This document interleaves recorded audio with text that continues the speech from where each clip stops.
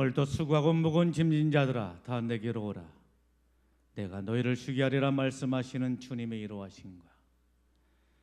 인생의 무거운 짐을 벗겨주시는 하나님의 놀라우신 축복이 이 시간 저와 여러분들에게 있어지기를 간절히 축복합니다.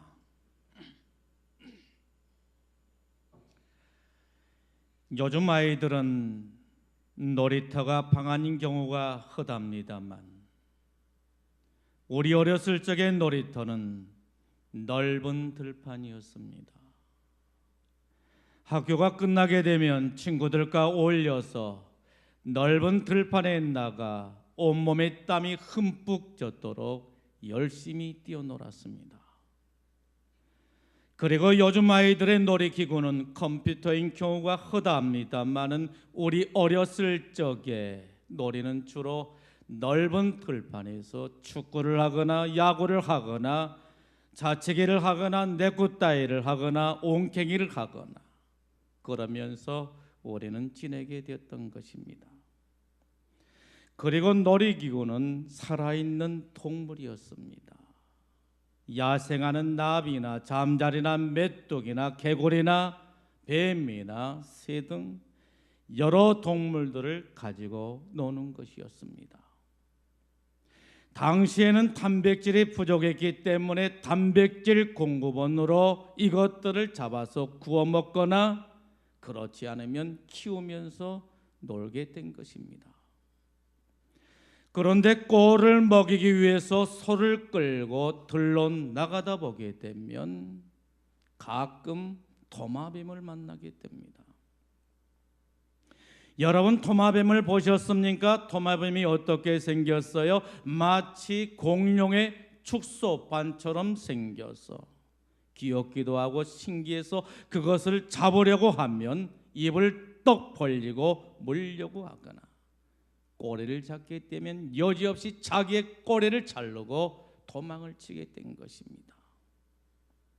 얼마나 강단있는지 모릅니다. 도마의 결단, 이것은 참으로 대단한 것이라 할 수가 있는 것입니다. 위험으로부터 벗어나기 위해서, 살기 위해서 침입자를 향해서 공격을 하거나 심지어는 자기 꼬리를 자르고 자기 몸뚱아리라도 과감하게 잘라버리고 뒤도 돌아보지 않고 쏜살같이 도망을 치게 된 것입니다. 보잘것없는 미물이지만 우리는 도마뱀을 통해서 참으로 중요한 신앙적 교훈을 배우게 된 것입니다.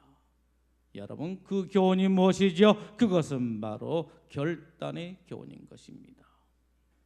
신앙에는 결단이 필요합니다. 유혹으로부터 벗어나기 위해서, 우리의 신앙을 무너뜨리기 위해서 끊임없이 공격해 오는 세속적인 것들에 대해서 올바른 신앙생활을 위해서, 그리고 은혜롭고 축복이 넘치는 신앙생활을 위해서 우리들도 도마뱀처럼 과감하게 자를 것은 자르고 끊을 것은 끊고 주님을 향하여 주님을 바라보고 달려가는 신앙의 결단이 필요한 것입니다. 그래야 최후의 승리를 얻을 수가 있는 겁니다. 여러분, 오늘 말씀의 내용이 무엇이죠? 오늘 말씀은 야곱의 신앙의 결단인 것입니다. 14절에 보게 되면 야곱은 이렇게 말합니다. 내가 자식을 잃게 되면 이루리라. 내가 자식을 잃으면 이루리라 합니다. 가나안 땅에 기근이 계속되었습니다. 그러자 야곱의 가정에 먹을 양식이 필요했습니다. 얼마 전에 애굽에 가서 양식을 구해왔습니다만 그 양식이 금방 바닥이 나고 말았습니다. 그러자 야곱의 가정에 생존의 위기가 닥치게 된 것입니다. 그런데 이게 웬일입니까? 양식을 구해야 되는데 애굽에는 그 어디에서도 양식을 구할 수가 없었다라고 하는 말입니다. 그런데 문제는 무엇이었습니까? 애굽에는 야곱의 아들 시므온이 불모로 잡혔었습니다. 그리고 애굽의 총리 대신이 하는 말이 야곱의 막내 아들, 야곱의 사랑하는 막내 아들을 데리고 오라는 것이었습니다. 그러자 야곱은 주저하게 되었고 큰 고민에 빠지게 된 것입니다. 어떤 고민이었습니까? 사랑하는 아들 베냐민을 보낼 것이냐, 아니면 온 가족이 기근으로 굶주려 죽을 것이냐 하는 고민이었습니다. 여러분, 베냐민은 어떤 아들이었습니까? 야곱에게는 두 아내와 두 첩이 있었습니다. 그런데 야곱이 지독히도 사랑하는 아내가 있었습니다. 여러분, 그가 누구였지요? 두 번째 아내 나일했다라고 하는 말인 것입니다. 그런데 나일을 통해서 누구를 낳게 되지요? 첫 번째 아들이 요셉이요, 두 번째 아들이 베냐민이었던 것입니다. 야곱은 사랑하는 아내를 일찍 잃게 되었습니다. 둘째 아내 나일을 지독히도 사랑했는데 그 아내가 일찍이 세상을 떠나게 되었다라고 하는 것입니다. 그리고 요셉도 잃게 되었습니다. 이제 남아있는 것은 막내 아들 베냐민뿐이었다라고 하는 말입니다. 베냐민은 야곱에게 있어서 너무도 귀하고 소중한 사랑스러운 아들이었습니다. 베냐민은 야곱의 노년에 야곱의 위로가 되고 기쁨을 주는 아들이었습니다. 그런데 양식을 사기 위해서 그 아들을 애굽에 보내야 했다라고 하는 말입니다. 이유가 무엇이었죠? 애굽의 총리 대신이 베냐민을 데리고 오라는 것이었습니다. 만일 그렇지 아니하게 되면 정탐꾼으로 알고 양식은커녕 포로로 잡혀있는 시몬도 보내지 않겠다라고 했습니다. 그런데 베냐민을 애굽에 보내면 그에게 무슨 일이 일어날는지 도무지 알 수가 없었습니다. 그래서 야곱은 두려워하게 된 것입니다. 야곱에게 위기가 찾아온 것입니다. 야곱은 이런 혼란스럽고 어지러운 상황 속에서 어떤 결단을 하게 된 것입니까? 그의 사랑하는 아들 베냐민을 보내기로 한 것입니다. 베냐민을 포기한 것입니다. 자신과 가족들의 생명을 위해서 베냐민을 포기하게 된 것입니다. 야곱은 말합니다. 내가 자식을 잃게 되면 이루리라. 야곱은 결단을 내리게 된 것입니다. 이처럼 신앙은 결단인 것입니다. 야곱이 출발을 결정합니다. 11절에 말합니다. 내려가서라고 말합니다. 내려가라고 하는 것입니다. 이 땅의 아름다운 소산을 가지고 내려가라고 하는 것입니다. 출발을 결정하게 된 것입니다. 지금까지 야곱은 자신에게 양식이 필요했음에도 불구하고 사랑하는 아들 베냐민을 혹시라도 잃어버리지 아니할까는 두려운 마음 때문에 베냐민을 애굽에 보내지를 못했습니다. 그런데 이제 야곱은 결단합니다. 자기 생명보다 더 귀한 아들을 애굽에 보내기로 결단을 내리게 된 것입니다. 내가 자식을 잃게 되면 이루리라. 내가 자식을 잃으면 이루리라고 한 것입니다. 신앙적 결단인 것입니다. 오늘 우리들에게도 이런 신앙적인 결단이 필요한 것입니다. 아무렇게나 할 수 있는 신앙생활이 아닌 것입니다. 때로는 포기해야 될 것이 있고 때로는 버려야 될 것이 있다라고 하는 말씀인 것입니다. 야곱처럼 잃으면 잃으리라, 에스더처럼 죽으면 죽으리라는 신앙적 결단이 있어야 우리가 온전한 신앙생활을 할 수가 있다라고 하는 말씀인 것입니다. 주님께서는 마태복음 16장 24절 말씀을 통해서 이 시간 저와 여러분들을 향하여 이렇게 말씀하고 계신 것을 보게 됩니다. 누구든지 나를 따르거든 자기를 부인하고 자기 십자가를 지고 나를 따를 것이니라 라고 말씀하고 계신 것을 보게 됩니다. 여러분, 무슨 말씀이죠? 우리가 주님을 따르는 데 있어서 필요한 조건이 있다고 말씀하고 있는 것을 보게 됩니다. 여러분, 그 필요한 조건이 무엇이라고 말씀하고 있는 거예요? 첫 번째는 자기를 부인해야 된다라고 하는 말씀인 것입니다. 여러분, 왜 우리는 주님을 온전히 따를 수가 없는 것입니까? 주님의 제자라고 하면서 왜 우리는 주님을 온전히 따를 수가 없는 것입니까? 왜 우리는 참된 제자가 될 수가 없는 것입니까? 그것은 바로 자기를 부인할 수 없기 때문인 것입니다. 자기를 부인해야 됨에도 불구하고 자기를 부인하지를 못하는 것입니다. 인생의 주인 되신 주님을 내 안에 모셔드려야 됨에도 불구하고 자기를 부인할 수가 없어서 결국에 주님을 온전히 따를 수가 없고 참된 제자가 될 수가 없다라고 하는 말씀인 것입니다. 여러분, 주님의 제자가 되기 위한 두 번째 조건이 무엇이지요? 자기 십자가를 지는 것입니다. 여러분, 왜 우리는 주님을 온전히 따를 수가 없는 것입니까? 왜 주님의 제자라고 하면서 우린 주님의 참된 제자가 될 수가 없는 것입니까? 그것은 바로 자기 십자가를 지는 것을 싫어하기 때문인 것입니다. 십자가가 무엇이지요? 여러분, 십자가가 무엇입니까? 십자가는 고난과 죽음을 상징한 것입니다. 희생을 상징하는 것입니다. 자기 희생을 싫어한다라고 하는 말씀인 것입니다. 어떻게 하든지 편안하게 신앙생활을 하고자 하는 것입니다. 어떻게 하든지 쉽게 신앙생활을 하고자 한 것입니다. 그래서 주님을 온전히 따를 수가 없고 참된 제자가 될 수가 없다라고 하는 말씀인 것입니다. 여러분, 주님의 제자가 되기 위한 세 번째 조건이 무엇이지요? 주님을 따르는 것이라고 말씀하고 있는 것을 보게 됩니다. 여러분, 왜 우리는 주님을 온전히 따를 수가 없는 것입니까? 주님의 제자라고 하면서 왜 우리는 주님의 참된 제자가 될 수가 없는 것입니까? 눈에 보이는 것, 손에 잡히는 것, 가야 할 곳이 너무도 많아서 주님을 따르지 않기 때문인 것입니다. 주님께서는 갈릴리 해변에서 베드로와 안드레와 야고보와 요한을 부르시게 되셨습니다. 마태복음 4장 19절에 말씀하십니다. 나를 따라오라, 내가 너희를 사람 낚는 어부가 되게 하리라 하신 것입니다. 여러분, 그러자 이들이 주님의 부르심을 받고 어떻게 했습니까? 즉시 곧바로 배와 그물과 아버지를 버리고 주님의 뒤를 따랐다라고 말씀하고 있는 것을 보게 됩니다. 그렇습니다. 오늘 우리들에게도 이처럼 신앙의 결단이 있어야 된다라고 하는 말씀인 것입니다. 야곱은 양식을 위하여 생명을 얻기 위해서 그처럼 맡기고 사랑하던 그의 아들 베냐민을 포기하고 내려놓게 되었다라고 하는 말인 것입니다.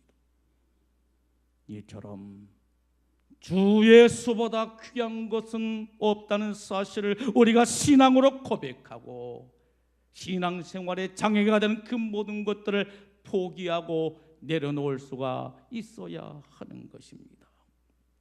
그래야 우리는 주님을 온전히 따를 수가 있고 주님의 참된 제자가 될 수가 있는 것입니다. 주 예수보다 귀한 것은 없네. 이 세상 부귀와 바꿀 수가 없네.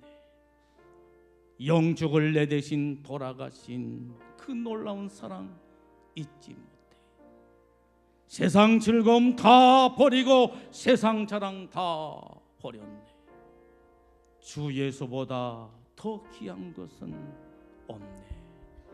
예수보다 귀한 것은 없네요.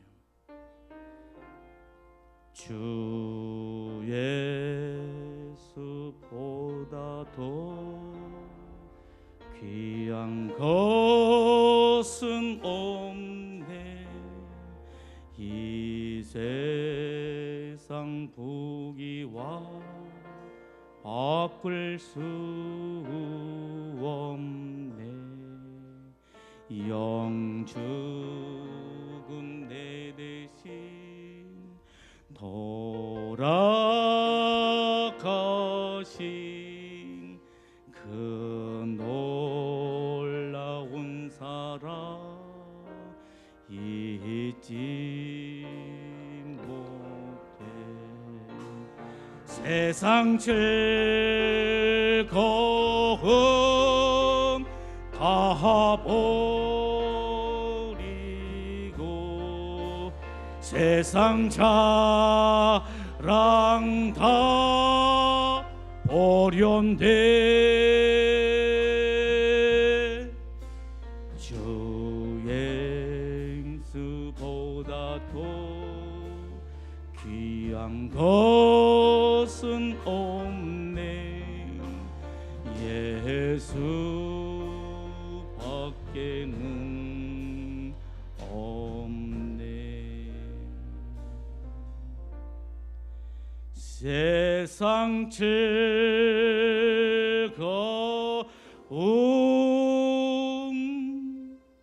다 버리고 세상 자랑 다 버렸네. 주 예수보다도 귀한 것은 없네. 예수 밖에는 없네. 세상 즐거움 다 버리고 세상 자랑 다 버렸네.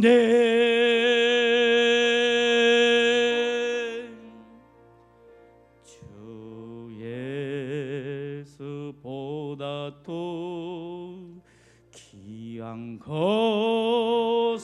없네. 예수 밖에는 없네. 주 예수보다 귀한 것은 없습니다. 이 세상 부귀와도 바꿀 수가 없는 것입니다. 이 세상의 명예와도 바꿀 수가 없는 것입니다. 이 세상의 행복과도 바꿀 수가 없는 것입니다. 그러므로 이전에 즐기던 세상 일도 주 사랑하는 마음 빼앗지를 못하고 유혹과 핍박이 몰려와도 주를 섬기는 마음을 뺏지를 못한 것입니다. 야곱은 하나님께 맡겼습니다. 양식을 사기 위해서 애굽에 내려간 그의 아들들과 베냐민을 하나님께 맡기게 된 것입니다. 14절의 말씀합니다. 전능하신 하나님께서 그 사람 앞에서 너에게 은혜를 베푸사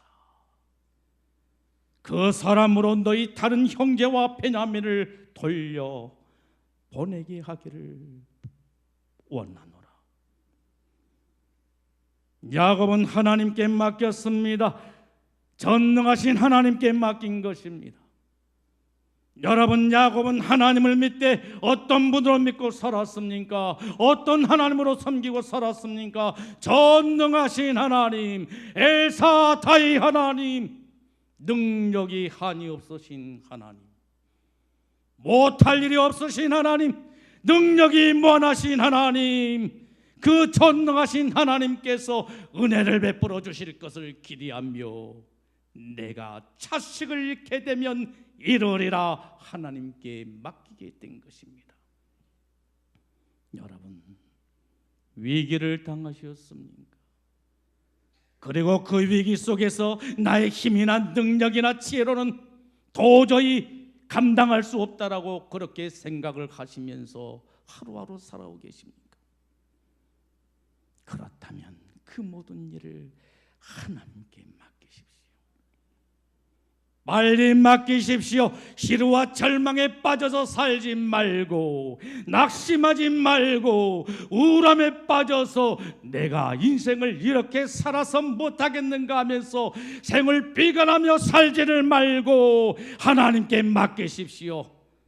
빨리 맡기십시오. 불신앙은 하나님 앞에 큰 죄악이라고 한 사실을 여러분 알고 계십니까? 주님께서는 마태복음 6장 27절 말씀을 통해서 이 시간 저와 여러분들을 향하여 이렇게 말씀하십니다. 너희 중에 누가 염려함으로 그 키를 한 자나 더할 수 있겠느냐라고 말씀하고 계신 것입니다. 무슨 말입니까? 염려하지 말라라고 말씀하신 것입니다. 염려하지 말고 하나님께 맡기라고 하는 것입니다. 여러분, 우리의 마지막 결정권이 누구의 손에 있는 것입니까? 하나님의 손에 있는 줄로 믿습니다. 그러므로 하나님께 맡겨야 되는 것입니다. 시편 37편 4절 5절에 말씀하십니다. 여호와를 기뻐하라. 그가 내 소원을 내게 이루어 주시리라. 내 길을 여호와께 맡기라. 그를 의지하면 그가 이루시고라고 말씀하고 계신 것을 봅니다. 여러분들의 소원이 무엇입니까? 그 소원이 이루어지기를 원하십니까? 그렇다라고 한다면 하나님을 기쁘시게 한 자가 되십시오. 여러분들의 길을 하나님께 맡기십시오. 하나님을 의지하십시오. 그리하게 되면 하나님께서 여러분들의 모든 소원을 이루어 주실 줄로 믿습니다. 야곱은 최선을 다했습니다. 하나님을 의지하며 최선을 다하게 된 것입니다. 그의 아들들이 베냐민과 함께 양식을 사가지고 무사히 돌아올 수 있도록 최선을 다했다라고 하는 말입니다. 여러분, 야곱은 그의 아들들에게 무엇을 명령하고 있습니까? 그 땅의 아름다운 소산을 가지고 내려가라고 말합니다. 갑절에 돈을 마련하라고 합니다. 착오로 가지고 온 돈의 2배를 준비하라고 합니다. 그리고 사랑하는 아들 베냐민을 데리고 가서 애굽의 총리 대신 앞에 서라고 합니다. 여러분, 야곱이 이렇게 한 이유가 무엇이었을까요? 애굽의 총리 대신의 마음을 사로잡기 위한 것이었습니다. 애굽의 총리 대신이 애물을 보게 되면 혹시라도 은혜를 베풀지 않을까 하는 그런 생각 속에서 그와 같은 일을 행하게 된 것입니다. 야곱은 이처럼 최선을 다한 후에 내가 자식을 잃으면 이르리라, 내가 자식을 잃게 되면 이르리라고 하면서 결단하게 된 것입니다. 여러분, 이것이 바로 오늘을 살아가는 우리 신앙인들의 모습이라고 말할 수가 있는 것입니다.